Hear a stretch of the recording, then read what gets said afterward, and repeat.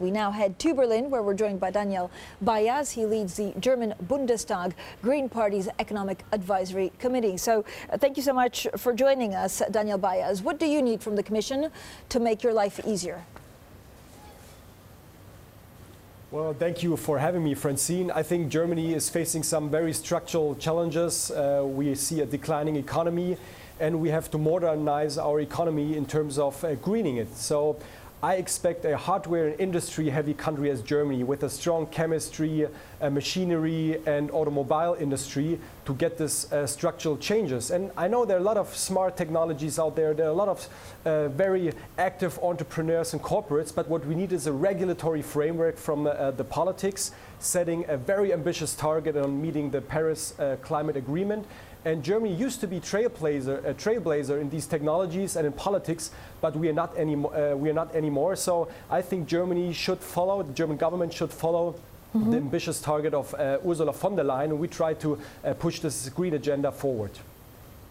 Okay, does the debt brake need to be reformed in Germany, and can it be reformed? Well, the debt brake is an institution that has been institutionalized in order to limit the debt, which is a good idea. But up to now, we see that we are not investing enough. Germany is facing a declining economy. So I'm very eager in modernizing this debt brake so we can use more, especially in low interest field, more credit to boost investments. As I said, we have structural challenges. We need to organize the digital transformation. We have to green up the economy. So my proposal from the Green Party is that we use 1% of our GDP in terms of credit, which would mean another 30 to 35 billion euros every year for additional investment. I think this would help not only to be competitive, not only to green up the economy, but also to organize our own technological sovereignty when you think of 5G and the discussion about Huawei. So I think this is one of the most important things in order when we talk about reforming the debt brake. Is the Green Party behind the banking union? From what you've heard from your German finance minister, is it enough to unlock? First of all, we are very pro-European on all topics that we are discussing, a Eurozone budget, a banking union, completing the single market, and so on. And I'm very thankful to the finance minister of Germany that he has pushed this topic forward.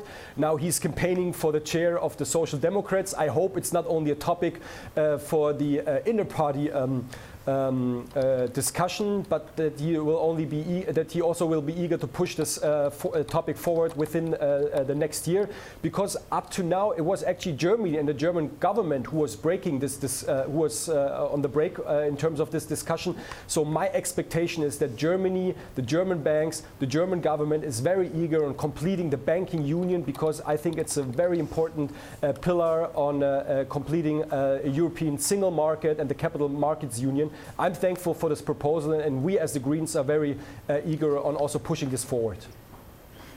Do you see the upcoming SPD leadership election as posing a threat to the coalition, and would you ever go into coalition government with the CDU to avoid fresh elections? Well, first of all, I don't know. It's a black box, so I'm very interested how this all will end up. My expectation is that the party will decide for Olaf Scholz and Clara Geiwitz as for heading the party. And there is actually no incentive for the Social Democrats to leave this coalition. So I expect the government to have another 2 years. And actually, it's important that we have a stable government, a stable coalition. Germany will run the European Council within the next year. So we need a strong government.